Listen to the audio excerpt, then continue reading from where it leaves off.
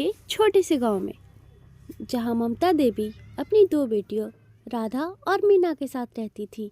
राधा का रंग सांवला था, वहीं मीना रंग रूप में बहुत ही खूबसूरत थी। राधा सांवली तो थी, लेकिन उसका मन इतना उज्जवल था कि वह अंधकार कोठरी को भी उजाले से भर देती थी। दूसरी तरफ मीना, जिसका चेहरा चांद जैसे था, लेकिन उसका मन अंधकार के अंधेरी कोठरी में बंद था। ममता देवी की आंखों को मीना की बाहरी चमक तो दिखती थी, लेकिन ममता देवी की आंखें राधा की अंदर की चमक तो कभी देख ही नहीं पाई। अरे राधा, कब तक पड़ी रहेगी?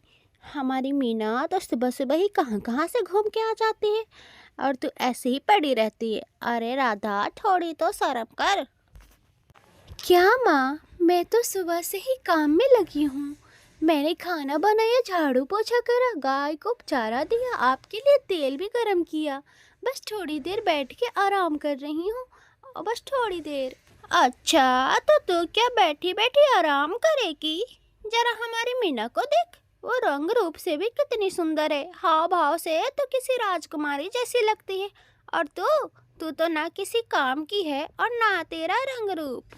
दिन रात तो यही टेंशन लगी रहती है कि कौन शादी करेगा तुझसे। अरे माँ, ये अब तक बैठी है।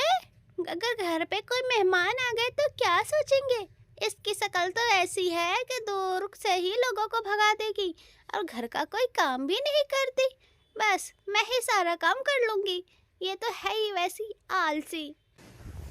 माँ, मेरा रंग भले ही सांवला हो, लेकिन दिल मेरा बहुत साफ है। मैंने अपने घर और इस परिवार के लिए अपनी पूरी जिंदगी लगा दी है, लेकिन फिर भी आपने कभी प्यार से मेरे सर पे हाथ तक नहीं फेरा। अरे राधा, मैं तेरे सर पे हाथ तो जब फेरूंगी जब तू इस घर का नाम रोशन करेगी। तेरी जिंदगी तो पूरी झाड़ू पोछे में ही गुजर जाएगी। हाथ फेरूंगी, लेकिन तब जब किसी अमीर घर से तेरे लिए रिश्ता आएगा। अरे माँ, किसको कह रही हो तुम? अरे इसके रंग जितना काला है ना, इसकी किस्मत भी उतनी ही काली है। इससे कौन शादी करेगा? तुम भी ना कैसी कैसी बातें करती रहती हो इससे। राधा का चेहरा झुक गया। माँ और बहन के ताने सुनकर बस वह तो यही सोच रही थी, हे भगवान, क्या रंग ही सब कुछ होता है। मेरा प्रेम, मेरा मेहनत, मेरा त्याग, क्या इनको नहीं दिखता? अरे राधा, अब बैठी बैठी वक्त को क्यों बर्बाद कर रही है? जा कुएं से पानी भर के ला। तेरी जैसी लड़कियां तो रोने में ही सारी वक्त बर्बाद कर देती है। चल चल, रो मत, जा पानी भर के ला। गांव के सबसे धनी व्यक्ति विजयलाल और उनकी पत्नी भी बहू की तलाश में थे। उन्हें ऐसी बहू चाहिए थी जो कि उनके परिवार की शान को बढ़ाए। भले वो अंदर से कितनी भी खोखली हो, लेकिन इनकी परिवार की शान बढ़नी चाहिए। सावित्री, अब हमारे बेटे राजा की शादी की समय आ गई है। अब हमें ऐसी बहू चाहिए जो कि हमारे परिवार की शान को बढ़ाए। हमारे पास कमी क्या चीज की है? दुकान है, राजा के पास नौकरी है, सब कुछ है, बस बहू लाओ ऐसी। जी, कह तो आप सही रहे हैं, पर हमें ऐसी लड़की चाहिए जो कि हमारे परिवार की इज्जत के साथ घर और सब संभाले, ना कि सिर्फ देखने में सुंदर हो, बल्कि वह अंदर से भी अच्छी हो, दिल की भी बुरी ना हो। हाँ, लेकिन तुम बात को समझो। यह दुनिया बस दिखावे की है। लोग पूछते हैं कि बहू कैसी है, और जब हमें सुंदर ही बहू चाहिए। ऐसे में मैंने एक नाम सुना है, मीना, जो कि ममता की छोटी बेटी है। उसकी चेहरा जैसे चांद उतर आया हो। हाँ, यह बात मैंने भी सुना है, लेकिन मैंने तो ये भी सुना है कि ममता की बड़ी बेटी राधा बहुत ही मेहनती और संस्कारी है, और मीना तो बस आईने में ही उलझी रहती है। अरे सावित्री, आज के जमाने में काम धाम कौन देखता है? वैसे भी हमारे पास नौकर हैं, नौकरानियां हैं। हमें तो ऐसी बहू चाहिए कि शादी विवाह में जाए तो लोग उसे देखकर बोले, वाह क्या बहू है। तो क्या सुंदरता ही सब कुछ होती है? अरे अगर बहू प्यारी ना हो, अच्छी सहनशीलता ना हो उसके अंदर, तो वह स्वर्ग को भी नर्क बना देगी। अगर बहू अच्छी हो, सहन शक्ति हो उसके अंदर, तो वह नर्क को भी स्वर्ग बना देगी। सुंदरता ही हर चीज नहीं होती है। अरे सावित्री, क्या तुम भी पुराने जमाने की बातें लेकर बैठ गई? मीना इस गांव की सबसे खूबसूरत लड़की है और हमारा नाम उसके साथ जुड़ते ही हर जगह फैल जाएगा। वो मेरी बहू बनेगी तो क्या दिन और क्या रात, हर समय उसके शकल पे उजाला ही उजाला रहता है। बस चांद सा चेहरा है उसका, चांद सा। आप मीना में सुंदरता देख रहे हो, लेकिन मैं मीना के आंखों में उसकी घमंड देख रही हूँ। मुझे डर है कहीं वो अपने बेटे को दुखी ना कर दे। अरे सावित्री, ऐसा कुछ नहीं है और मुझे यकीन है जब रिश्ता विजयलाल के घर से जाएगी तो बूढ़ी ममता और उसकी बेटी मना नहीं कर पाएगी। हाँ, लेकिन मेरा एक शर्त है। अगर लड़की का व्यवहार मेरे मन को नहीं भाया तो मैं इस रिश्ते के लिए हामी नहीं भरूंगी। हाँ हाँ, मुझे ये शर्त मंजूर है। ठीक है, कल ही चलते हैं उसके यहाँ रिश्ता लेकर। जिस दरवाजे पे कभी उम्मीद की किरणें भी नहीं पहुंची थी, आज उसी दरवाजे पे उसकी बेटी मीना के लिए विजयलाल के यहाँ से रिश्ता आया था। स्वयं विजयलाल और उनकी पत्नी सावित्री देवी मीना के यहाँ आए। अरे विजयलाल सेठ भाई, आप और सावित्री बहन भी, क्या बात है? कहिए, कैसे आना हुआ? राम राम बहन जी, हमने आपकी घर की तारीफ सुनी थी, खास करके मीना बिटिया की, तो हम मीना के लिए अपने बेटे की रिश्ता लेकर आए हैं। क्या कहा? मीना बिटिया के लिए रिश्ता? अरे सेठानी जी, कहीं आप मजाक तो नहीं कर रही हैं? इतने बड़े घर से रिश्ता मेरी बिटिया के लिए? नहीं बहन जी, हम मजाक नहीं करते। आपकी मीना बिटिया हमारी घर की बहू बने, इससे बढ़िया बात और क्या हो सकती है? आप लोग यहाँ? मीना बेटी, ये तेरे रिश्ते की बात करने आए हैं अपने बेटे से। देखा मीना बेटी, मैंने कहा था ना, तो ही हमारे घर की किस्मत है। वैसे भी बहन जी, हमारे बेटे राजा को बिल्कुल सुंदर ऐसी ही कन्या चाहिए थी, बिल्कुल मीना बिटिया की जैसी। तो क्या आप लोगों को ये रिश्ता मंजूर है? तो हम जल्द ही सगाई करेंगे। हाँ, क्यों नहीं? अगर ऐसा घर मेरे लिए आए तो किस्मत खुद कदमों में बैठ जाए। बहन जी, मुझे तो यकीन ही नहीं हो रहा। अगर मीना की शादी आपके घर में होगी तो मेरी तो गरीबी ही मिट जाएगी। ये तो बहुत ही सौभाग्य की बात है जो मेरी मीना बिटिया आपके घर की बहू बनेगी। बेचारी राधा रसोई घर में यह सारी बातें सुन रही थी और सोच रही थी, हर बार मेरी ही आंखें क्यों नम होती है? क्या सुंदरता ही सब कुछ होती है? मेरे हाथों में मेहनत की लकीरें हैं, फिर भी उन्हें कोई नहीं पढ़ता। बहन जी, हम कल फिर आएंगे शगुन और शादी की तैयारी लेकर। आप बस मीना बिटिया को तैयार रखिएगा। मीना का रिश्ता पक्का हो गया। मेहमान चले जाते हैं। मेहमान के जाने के बाद ही ममता देवी और मीना आपस में बातें करती हैं। माँ, मैं इस घर को आसमान बना दूंगी। हाँ बेटी, तो देवी है, तेरे कदम ही इस घर की किस्मत खोल दी है। माँ, मैंने कहा था ना, मैं आम नहीं खास हूँ। मेरी शक्ल इतनी अच्छी है, ये ऐसी शक्ल देखी है किसी ने? जो भी देखता है देखता रह जाए। अरे हाँ बेटी, मेरी किस्मत तेरे चेहरे पे लिखी है बेटी। तो जिस दिन पैदा हुई थी, मैं उसी दिन समझ गई थी ये मेरी बिटिया ही मेरी किस्मत को चमकाएगी। अरे माँ, और वो राधा, अब तो पक्का हो गया। अब उसके लिए तो कोई रिश्ता भी नहीं आएगा। उसे तो बस झाड़ू पकड़ा दो और चुप रहने को कह दो। अरे बिटिया, तू तो सही कह रही है। वो राधा तो बचपन से ही बोझ है। जिस दिन तेरी शादी होगी उस दिन से तो मैं ऐस करूंगी, ऐस। दूसरी तरफ राधा दरवाजे के पीछे खड़ी होकर सारी बातें सुन रही थी। उसके कानों में ये बातें तीरों की तरह चुभ रही थी। मेरे हिस्से में तो बस काम है, अपमान है, बस यही सब झेलती आ रही हूँ मैं। और आज मैंने ये क्या सुन लिया, मेरे अपने ही ऐसी बातें करते हैं। इधर दूसरी तरफ मीना अपने सपनों में खोई रही और ममता देवी अपने सपना गिनती रही। कुछ दिनों बाद मीना की शादी हो जाती है। शादी सिर्फ 2 लोगों की नहीं बल्कि 2 परिवारों की मिलन होती है। और जो शादी सिर्फ चेहरों से जोड़ा जाए वो शादी टूटने में वक्त नहीं लगती। बेटा राजा, आज से तेरी जिंदगी का नई शुरुआत है। मीना बहुत ही सुंदर है, बस वो अपने घर की इज्जत को बढ़ाए, मान मर्यादा में रहे, यही उम्मीद है। जी पिताजी, मैं पूरी कोशिश करूंगा उसे समझने और अपनाने की। बिटिया, यह घर तेरा है तो इस घर को बिल्कुल अपने माँ के घर के तरह ही समझना। बिटिया, इस परिवार को बांधे रखने की जिम्मेवारी तुम्हारी है। देखती हूँ, लेकिन इससे पहले मुझे सिल्क की साड़ी चाहिए, वरना मैं घर का कोई काम नहीं करूँगी।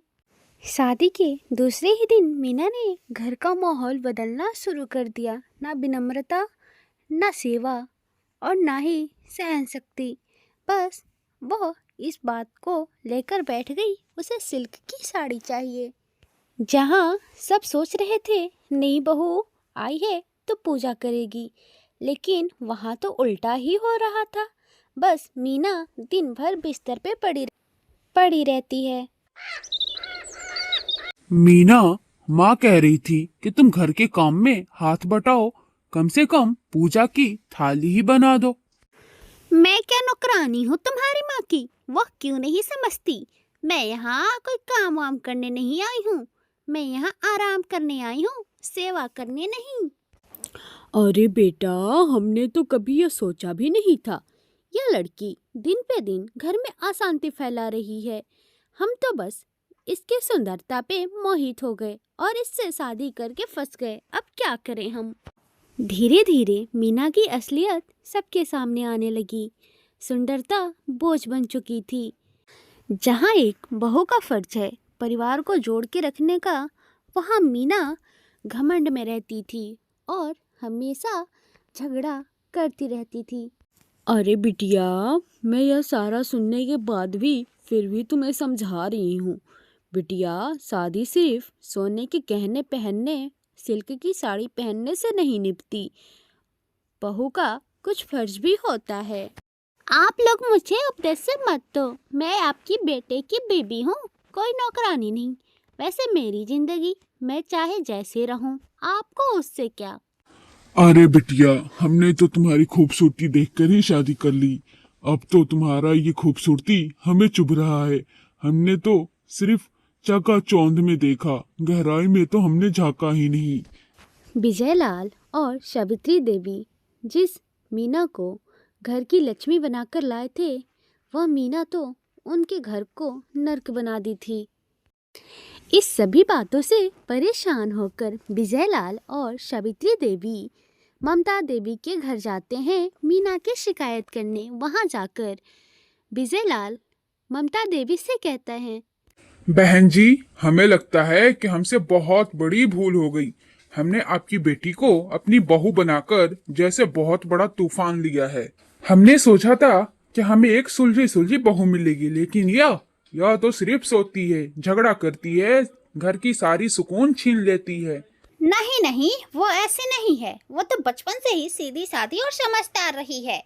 अगर वो सीधी है तो सीधी सादी लड़की से आग क्यों जल रही है हमारे घर में? हर बात पे झगड़ा, हर बात पे ताना। और हमारे बेटे की हालत देखिए, वह तो बात करने से भी डरता है। नाक कट गई हमारी सारे समाज में। अरे नहीं नहीं, हमारी बेटी तो ऐसा कर ही नहीं सकती। हो सकता है नई जगह की परेशानी हो, ऐसा हो सकता है कि वो आप लोगों को समझ ही नहीं पा रही हो। जब समझ ही नहीं पा रही तो उसने हमारे घर में शादी क्यों की? हमने तो उसे रानी बनाकर घर पे बुलाया, लेकिन वो तो हमें ही नौकरानियां बना रही है। घर की इज्जत बहू से बढ़ती है, लेकिन वो तो मोहल्ले में ही हमें शर्मिंदा करवा चुकी है। अरे नहीं नहीं, हमारी बेटी तो ऐसा कर ही नहीं सकती। देखिए, आपको कोई गलतफहमी हो रही है। अरे बहन जी, गलतफहमी तो हमें आपके घर आकर ही हो गई थी। हमने चेहरे की चमक को देखा, लेकिन अंदर की सुंदरता नहीं देखी। आज इसी गुनाह की सजा हम पा रहे हैं। काश कि सुंदरता ना देखकर अंदर की चमक देख लिए होते, तो आज हम भी खुशहाल रहते। ममता देवी को कुछ झटका लगा, लेकिन फिर भी अपनी मीना बेटी की ही तारीफें कर रही थी। देखिए भाई साहब, हर लड़की समय लेती है दूसरे घर में ढलने में। आप लोग उसे समझाइए, वो जरूर ढल जाएगी आप लोगों के रंग में। अरे अभी वो बच्ची है, समझ जाएगी भाई साहब। देखिए बहन जी, आप तो उसे बच्ची कहो ही मत। वो उसे बस अपने रंग रूप का घमंड है। अगर आज हमने आपसे यह सारी बात नहीं बताई होती, तो हमारा बेटा खुद घर छोड़ के चला जाता। बहू बनने लायक नहीं है आपकी बेटी। भाई साहब, ये आप क्या कह रहे हैं? आप रिश्ता तोड़ना चाहते हैं? नहीं, लेकिन अगले कुछ दिनों में अगर कुछ बदलाव नहीं हुआ तो बहन जी माफ करना, हमें बड़ा फैसला लेना पड़ेगा। सेठ और सेठानी चले गए, लेकिन अपने पीछे एक गहरा चोट छोड़ गए। ममता देवी शिकायतें सुन सुनकर थक चुकी थी, लेकिन जिसने उन्हें संभाला वो राधा पे ही अपना गुस्सा दिखाने लगी। अरे ये क्या हो रहा है मेरी मीना बिटिया के साथ? सेठ सेठानी तक शिकायतें लेके आ गई। अब गांव समाज हमारे बारे में क्या कहेंगे? माँ, मैंने तो पहले ही कहा था मीना बहन को कि उन्हें अपना व्यवहार सुधारना चाहिए, लेकिन आप उल्टा मुझसे ही कहती थी कि मैं मीना बहन से जलती हूँ। अरे चुप कर, अब क्या तू भी कहेगी कि सारी गलती मेरी मीना बिटिया की है? अरे तूने ही तो कुछ नहीं किया, तूने ही तो सेठ सेठानी को नहीं बहकाया। माँ, क्या आप मुझ पे इल्जाम लगा रही हैं? मैंने तो हमेशा आपकी ही बात मानी, आपकी ही सेवा किया। अब क्या आप मुझ पे ही शक कर रही हैं? मैं क्या अपनी मीना बहन के साथ ऐसा कर सकती हूँ? अरे मैं शक नहीं कर रही, मुझे तो पूरा यकीन है। तो ही तो चाहती थी कि मेरी मीना बिटिया की शादी टूटे और तू लोगों के नज़र में समझदार बन जाए। ये मेरा शक नहीं, यकीन है राधा। अगर मेरी मेहनत, मेरी सेवा आपको जहर लगती है, तो आज मैं इसे आपके घर से ले जा रही हूँ। जा, फिर लौट कर मत आना, हमारे घर का भार हल्का हो जाएगा। राधा घर छोड़कर निकल पड़ी। ना पैर रुके ना आंसू बहे, क्योंकि वह अब टूटी नहीं थी, अब वह मजबूत हो चुकी थी। कहाँ जाऊँ अब मैं, जिस घर के लिए मैंने अपना मेहनत प्यार सब लुटाया, अब वो घर ही मेरा ना रहा। राधा इतना सोच ही रही थी। जब इंसान अकेला होता है तब भगवान किसी न किसी को भेजता है, किसी दोस्त के रूप में या किसी अजनबी के रूप में। वैसे ही राधा के पास एक व्यक्ति आ खड़ा हुआ। क्षमा कीजिए, मैं आपको परेशान नहीं करना चाहता, लेकिन क्या आप मुझे ये बताइए, आप यहाँ अकेली क्यों बैठी हैं? क्या आप ठीक हैं? मैं ठीक हूँ, बस थोड़ी देर यहाँ बैठने आई थी। मैं कैसे मान लूं? आपका चेहरा कह रहा कि आपको कुछ परेशानी है। अगर आप कुछ मुझे बताना चाहें तो शायद आपका दिल हल्का हो जाए। आप लोगों के पास इतना समय कहाँ होता है एक गरीब की कहानी सुनने का? मैं एक बेटी की कहानी हूँ जिसने सबने टुकड़ा दिया। ना मेरा घर है और ना ही कोई परिवार। कोई टुकड़ाई नहीं जाती, बस समझी जाती हैं। आपका दुख किसी के बोझ से नहीं, बस लोगों की सोच से है। मैं जमींदार का बेटा रवि हूँ, और उससे पहले मैं एक इंसान हूँ, और एक इंसान ही इंसान की सहायता कर सकता है। राधा ने कभी यह सोचा भी नहीं था कि उसके आंसू देखकर कोई रुक जाएगा। मुझे मेरे पूरे जीवन में आज तक ऐसा कोई नहीं मिला जो मेरे दिल की बात सुने। आज आप जो कह रहे हैं वह मेरे लिए एक दवा की तरह है। आपका आत्मसम्मान देखकर मैं आपको और अधिक सम्मान देता हूँ, लेकिन अकेलापन और सम्मान अलग अलग चीजें हैं, और आपको घर और खाना दोनों चाहिए। अगर आपकी मर्जी हो तो आप मेरे घर चलकर रह सकती हैं। वहाँ मेरे माता पिता रहते हैं, कोई परेशानी नहीं, कोई जबरदस्ती भी नहीं है। बाकी आपकी मर्जी। मैं किसी पे बोझ नहीं बनना चाहती, लेकिन आज पहली बार दिल ने कहा कोई तो है जो मेरा सुन रहा है। सच? तो आइए मेरे साथ। आप जैसे आत्मा को सम्मान देना मेरे लिए पुण्य का काम होगा। आपके लिए हमेशा मेरे घर का द्वार खुले हैं। राधा चल पड़ी, लेकिन इस बार अकेली नहीं। उसके साथ एक उम्मीद थी जो उसे पहली बार एक इंसान की तरह देख रही थी। राधा जमींदार के घर पहुंचती है। राधा ना कि उस नए घर की रसोई संभाली, बल्कि सबका दिल भी जीतना शुरू कर दिए। आज मैं पहली बार किसी अजनबी के लिए कुछ बना रही हूँ, लेकिन मन तो ऐसा लग रहा कि मैं हमेशा इन्हीं के लिए बनाते हुए मेरा जन्म बीता हो। भगवान बस खाना ठीक बन जाए, क्योंकि तारीफ की मुझे आदत नहीं, लेकिन उम्मीद जरूर है। वाह, ये कैसी खुशबू है माँ। मैंने आज तक इतना स्वादिष्ट खाना अपने पूरे जीवन में नहीं खाया। हाँ बेटा, तुम सही कह रहे हो। आज पहली बार हमारे घर में ऐसी लड़की आई है जो बिना कहे हमारे घर की रसोई संभाल ली। राधा बिटिया, आओ तुम भी हमारे साथ खाना खा लो बिटिया। नहीं नहीं माँ जी, आप लोग खाइए। आप लोगों को खाना खिलाकर जो मुझे संतुष्टि मिलेगी वह किसी खाने के स्वाद से ऊपर है। वाह वाह बेटा, यह लग रहा है कि यह खाना किसी रसोई से नहीं बल्कि किसी साध्वी से बनकर तपस्या से आया है। राधा बिटिया, जो तुमने खाना बनाया है वो सिर्फ स्वादिष्ट ही नहीं, आज पूरा मेरे दिल को छू गया है बेटिया तुम्हारा खाना। बिटिया, ओह बिटिया, तुमने जो खाना बनाया है आज उसकी स्वाद मेरे दिल तक जा पहुंची है बिटिया। माँ जी, बस एक आप ही हैं जिसने मेरी तारीफ़ किया, वरना मेरी खुद की सगी माँ भी कभी मेरी तारीफ़ नहीं की है। बस उसकी ज़ुबान से तो मैंने यही सुना है कि तू काली है और घर का काम करना ही तेरा सौभाग्य है, वरना काले लोगों को हम तो अपने घर का काम भी नहीं करने देते। माँ जी, मेरी ज़िंदगी तो इसी में गुजर गई। बस आपके मौके से यह तारीफ़ें सुनकर मेरा तो दिल गदगद हो गया माँ जी। राधा बिटिया, रंग भगवान की कला है और गुड़ तुम्हारी साधना। मैं तुम्हें इस घर की बेटी नहीं लक्ष्मी मानती हूँ राधा बिटिया। राधा, तुम एक बात हमेशा याद रखना, तुम जैसी स्त्री जिस घर में हो उसकी यहाँ पूजा अपने आप होती है। कुछ वक्त बीतता है और रवि को राधा से प्यार हो जाता है। राधा, तुम कुछ ही दिनों में इस घर की हिस्सा बन गई हो, ना किसी प्रयास से और ना किसी जोर जबरदस्ती से, बस बनी हो तो अपने इस प्रेमी स्वभाव से। राधा, मैं तुमसे कुछ कहना चाहता हूँ। हाँ हाँ, आप बोलिए रवि बाबू। आप जैसे सम्मानित आदमी की आदेश मेरे सिर आंखों पे है। नहीं नहीं राधा, मैं आदेश नहीं, आज तो मैं तुमसे निवेदन करता हूँ। मैं चाहता हूँ कि तुम मेरी जीवन की संगिनी बनोगी। रवि बाबू, आप यह क्या कह रहे हैं? मैं एक साधारण सी काली लड़की और आप एक इतने बड़े जमींदार के बेटी, आपके मुख से यह मजाक शोभा नहीं देता। राधा, तुम्हें क्या लगता है जो तुम्हारे सौंदर्य और मेहनत देखा हो वो इंसान तुमसे मजाक कर सकता है? राधा, मैंने जीवन में बहुत चेहरे देखे, लेकिन तुम्हारे जैसा दिल कहीं नहीं देखा। राधा बिटिया, मेरा रवि बेटा बिल्कुल ठीक कह रहा है।